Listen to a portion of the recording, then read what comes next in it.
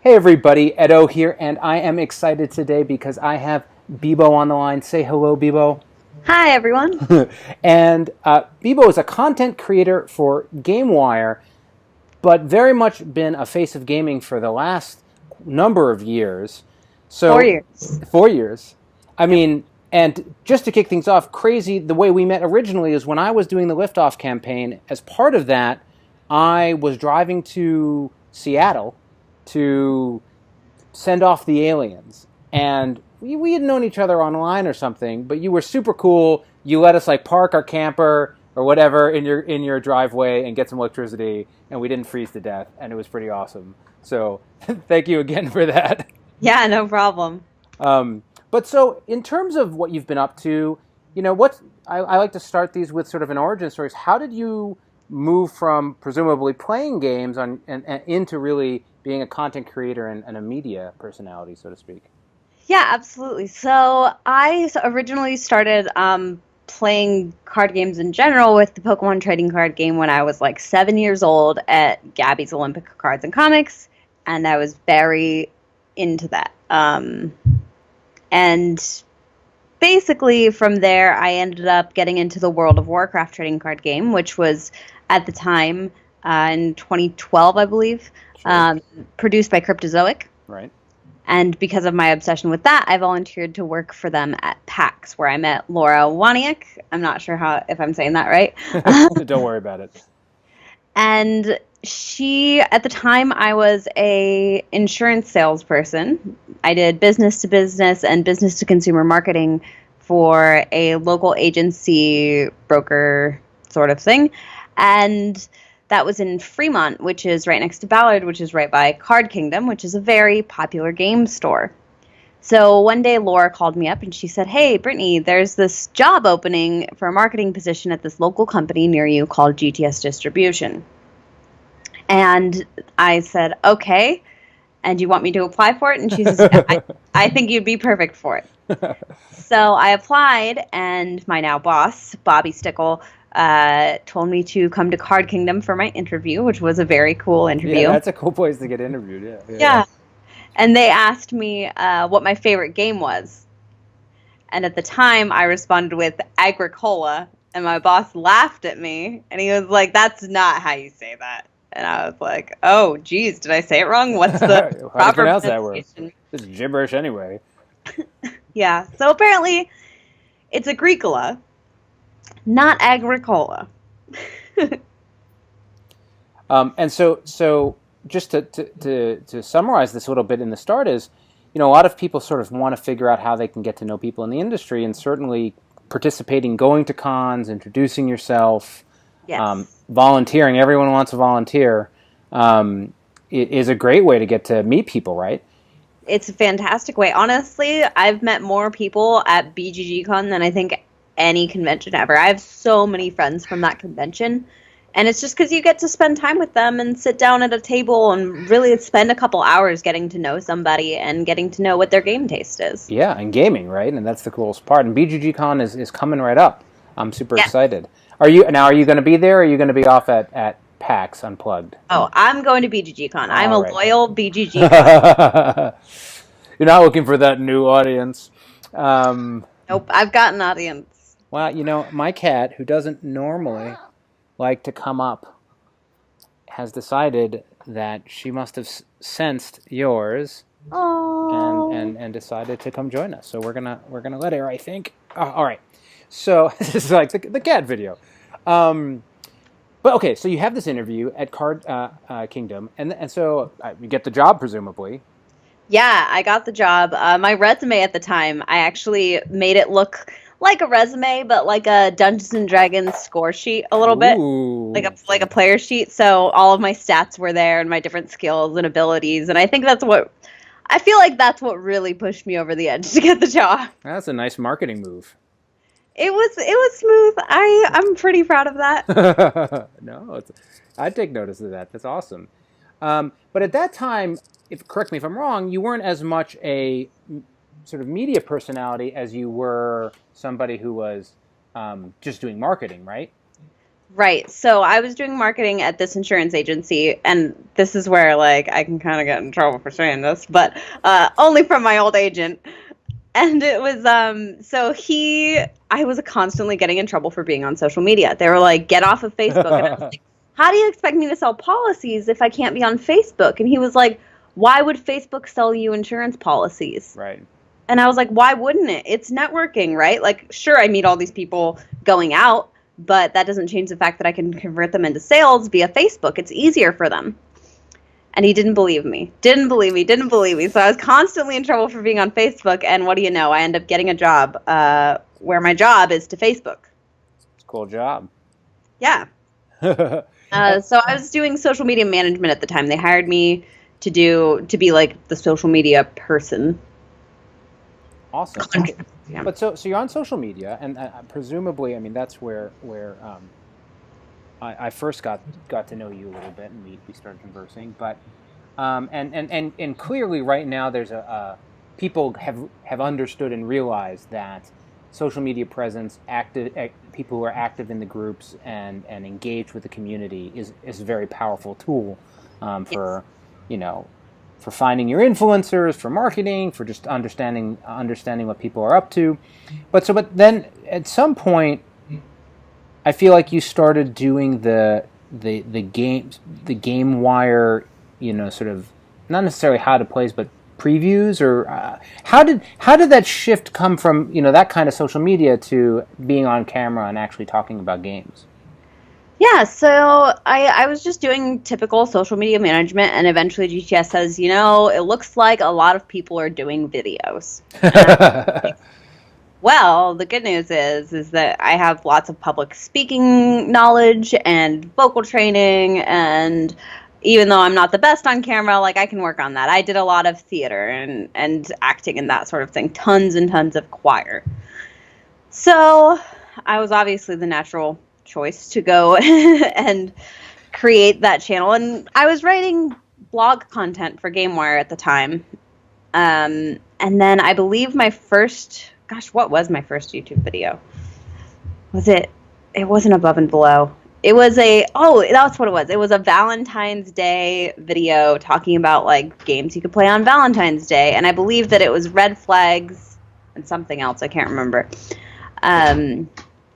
And that went over really well. At the time, I didn't have a very nice camera. I think I had like a Nikon D3300 and a Yeti mic. No, it was a Snowball mic. And it didn't look very good, but I did my best. And over time, I've managed to get much nicer equipment. Do you want to say hi, Haley? Hi. Hello. We're doing an interview. Oh, okay. Oh, no big deal. You do interviews all the time. Nothing there.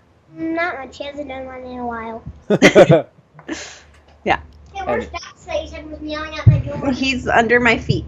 Here. Oh. Awesome. What? Oh, one moment. We must, deliver the other cat, or rather... Oh, the cat just grew. Yeah. Yeah, they do look very similar. Awesome. We only have... Wow. It's quite just the before and after. That cat is just... The potion you gave it figuring out if I have the fever or not. What do you? What did you say? He said I have a cat fever, a case of catism, where I love cats too much I might explode. Awesome. And some people might recognize your daughter because she's been on your channel a few times as well on game reviews, right? Yes, she really likes making videos as well. What's your favorite board game, Haley? Drop mix now. Okay. Awesome. So there you have it. You've heard it here first. But so you start doing the videos, and you have this lower grade equipment, and then you start shifting, right? Because the latest stuff you've been doing, probably, I don't know, maybe the last year, you like set up this sort of man versus meeple grade studio scene. I don't know what you call that, but the set. I guess you call it the set. Yeah, I basically built a set in my living room. And it's fantastic, right? And it's warm and bright, and it's a very different vibe than Man vs. Meeple, but it's very professional, right? It's not like the corner of your dining room table. Right? It's like a really nice set. And so what was that? How did you make that decision to sort of take that next step and build out that set space? Well, we moved into our new house from my previous space, and that's the house that we're in right now. And I was told by the owners that we were going to be removed from the house in a year or so. Okay. And an exact date. And the reason why was because Sound Transit, which is our local transit system in Seattle, is tearing it down to build the light rail. Oh, there you have it. Right. And so they told me I could do whatever I wanted to the house. Oh, well, that's and cool. So I was able to paint walls. I was able to buy more set pieces and really like do whatever I wanted to the house. And because they're displacing us, they gave us a big payout, and we were able to use that to make a down payment on a house. So my next room that I'm working on, I have like a much bigger studio in the house that we recently purchased. We're closing at the end of the month, and I'll be able to really build out an even nicer set when we're there. Awesome. Well, so let me ask you some questions on the content creation side. One is sort of on this sort of set idea and brand idea, having done it and started sort of in the where a lot of people probably started for content creation, and now doing something that's much more professional, for lack of a better word. Was that valuable? Was it an investment worth doing? How do you think that's impacted the channel and the brand by having that kind of a setup? I mean, it's actually allowed me to grow the channel and brand, which has been. I'm currently on the phone, Haley. Please give me a minute. It's really allowed me to grow the channel. I don't think that I could have done it without that. But honestly, the amount of time and energy that I put in this, so actually I'm going to go on a tangent a little bit. Initially, when I built the set, I bought a ton of stuff. I bought bookshelves, I bought decorations, I got a ton of stuff. And eventually I ended up tightening my shot up. And so it's really just a headshot. And all it is just a cute couch that I bought on Amazon for like $400, and then an old IKEA shelf behind it where I put the board game that I'm talking, and then a can of paint. So I would say like you can build a decent set for probably, if you can find a cheap couch, probably under like $100 or $200. It's not a lot. Just paint a wall, get an old IKEA shelf, and have somewhere to put your game. That way everybody knows initially when they're looking at the video what you're going to be talking about. That's my best solution for anything, is just give people the information they're looking for. Today I was working on a YouTube video for Hot Shots by Fireside Games. And initially I was going to set up the whole board exactly like it was in the initial video that we filmed at Gen Con. But then I took a step back and I thought to myself, you know what? I really only need to give the viewers the information they need immediately. So if I'm ever talking about a tile, I pulled that tile away and just showed that tile. That way people don't have to figure out where to look. They know because there's only one object to focus on. It allows people to digest information a lot quicker. And I feel like part of my setup for my channel was, I only have one game in the background. I don't want to distract people from what I'm doing. I really want to focus on the visual, clean aspect of what I'm trying to produce and make things very clear to my viewers. Yeah, I mean, I think that's a pretty big deal. I can't say I actually, I could do better to do that. I think the when you set up your space, is your space, your set pretty much, it stays that way and you have your setup, or is that like an active space that changes over the course of the day? Yeah, it's just set up in like, my whole living room is like my dining room table's back there, and my set's actually just right here. Cool.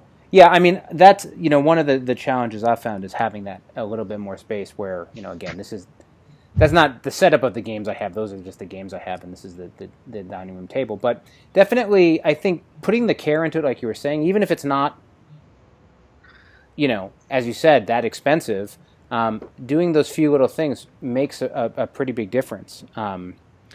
So for new people who are getting into it, aside from the advice you just gave, what other sort of advice would you give new content creators in terms of getting started and jumping into doing it? I would say figure out your brand, the 5 pillars that you want to be known for. Figure out 5 things that you really want to be known for and focus on those things. My biggest one is aesthetics. I want everything that I produce to look visually appealing. that's super important to me. It's not super important to everyone. And you really just, that's how you kind of find your voice and find your footing in relation to content creation, is just really figuring out what you want to do and how you're going to do it. Yeah, I think that 5 pillars concept is an interesting one where, it's specifically talking about what are the things that you're known for, like you said, whether it's aesthetic, it could be humor, it could be, accuracy, it could be, Right. I'm not funny. And I get that.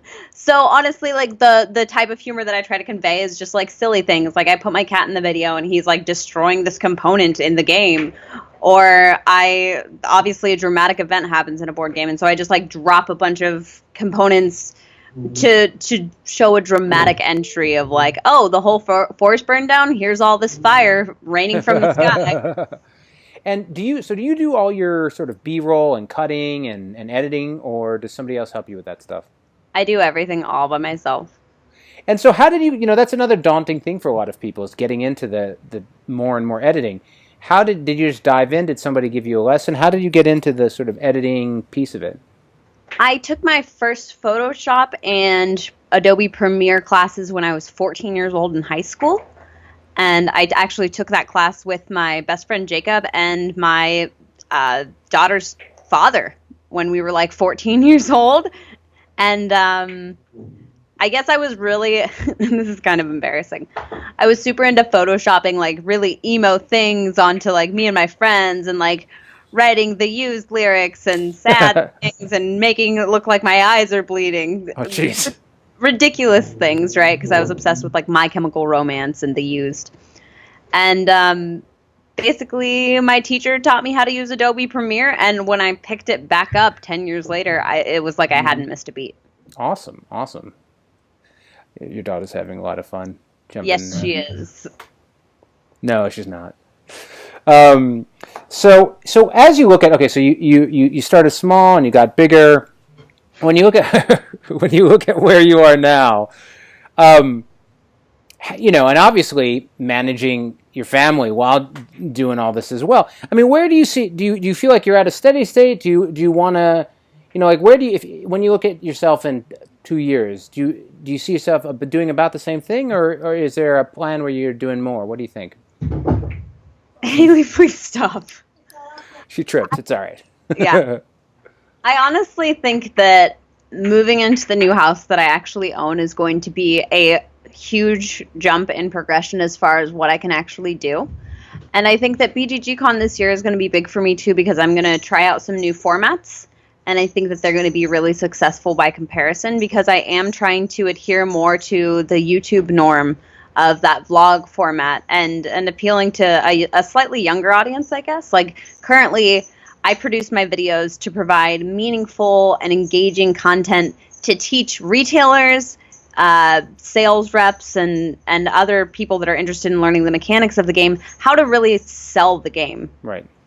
And that's my current purpose. But I feel like if I'm going to be successful on YouTube, I've got to make some changes to my format, and I've got to add in a more vlog format. And yeah.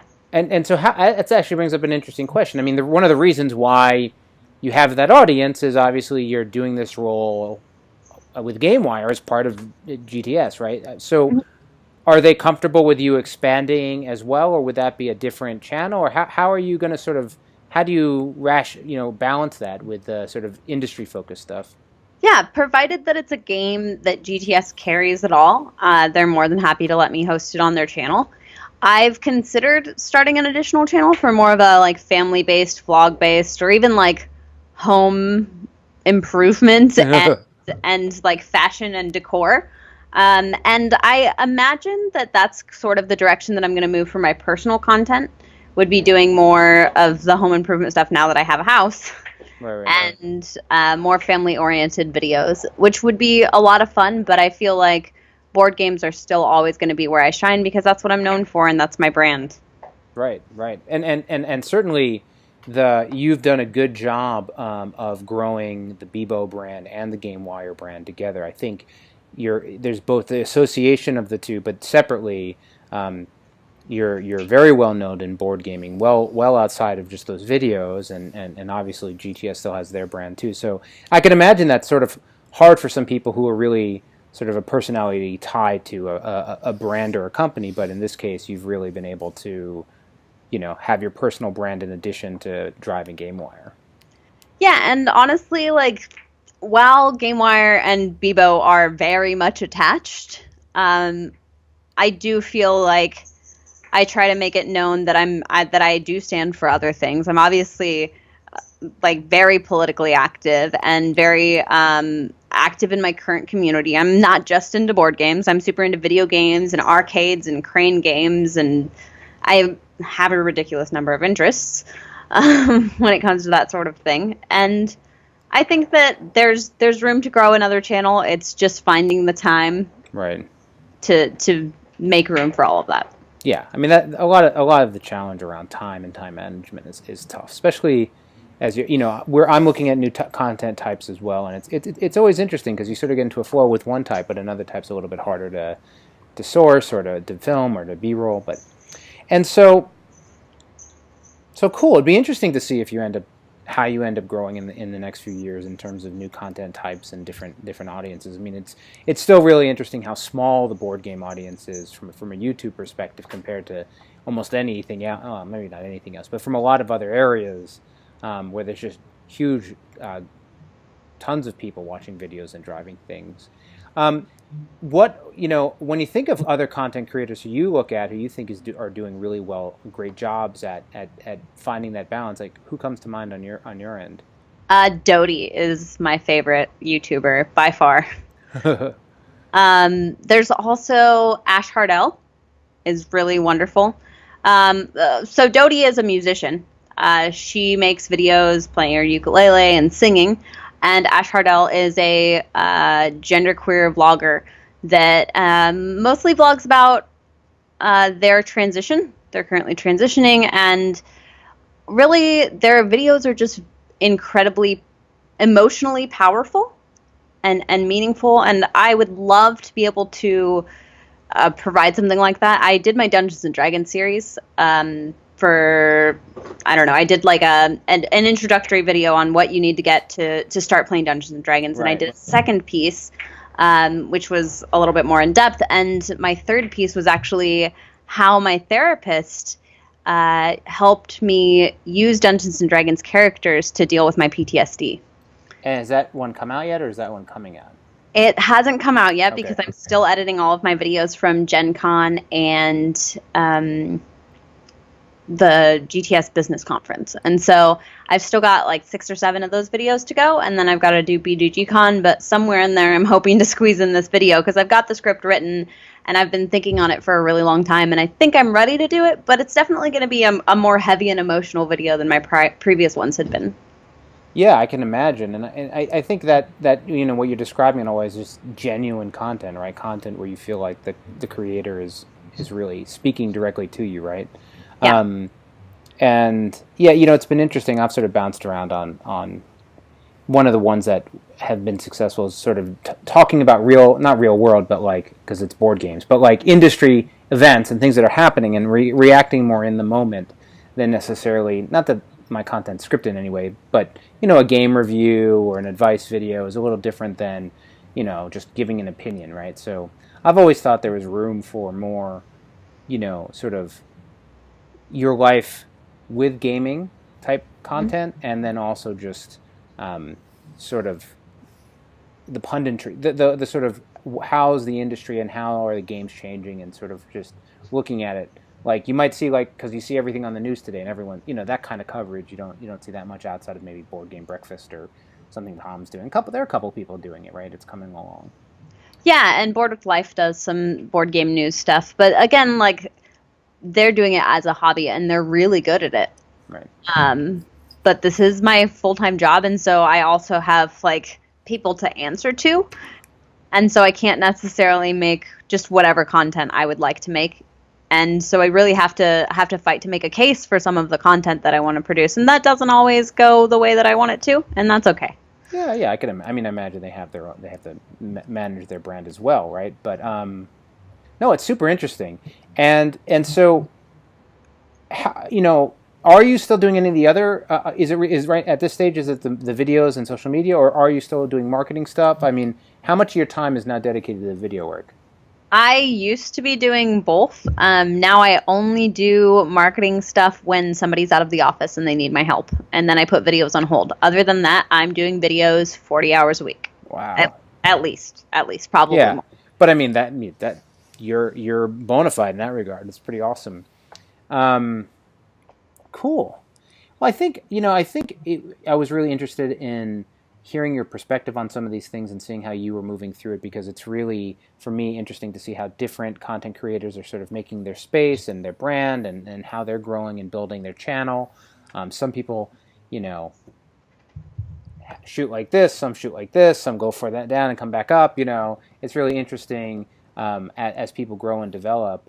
You know, just thinking about the industry as the whole, do you think there's, a lot of people get concerned that there's just so much content out there, so many new people, everyone's got a camera, everyone can vlog. Mm-hmm. Do you think there's any concern, or like it's getting overcrowded in terms of content creation, or you just think it's stuff in the middle and the good stuff rises to the top and not to worry about it?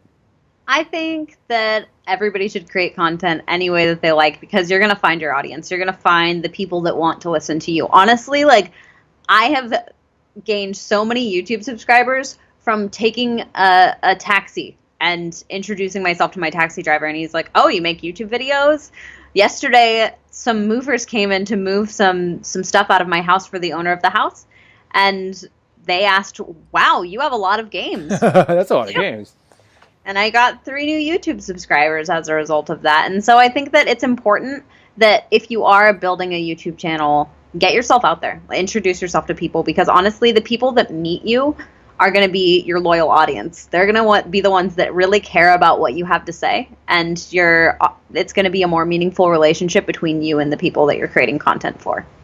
Yeah, I mean, I think there's a lot to be said for that, and I even just think people who don't realize how valuable it is to just comment and give feedback to the content creator, right? Like people who ask for a game to be reviewed or get my opinion on something, or say, "Hey, could you talk about that?" Like, it's like, yeah, absolutely, that's awesome. I mean, just even I'm doing this Kickstarter for the channel for some equipment, but just the idea that some people are gonna say, "Hey, you got to play this game." Like, to me, that's fun content. Like, it's like, oh, I got to go play this game I wouldn't have normally selected or otherwise. It's like not something to do, but it's a fun way to. It's a different angle on the content than just whatever comes by my way generally. Helen's getting jealous again.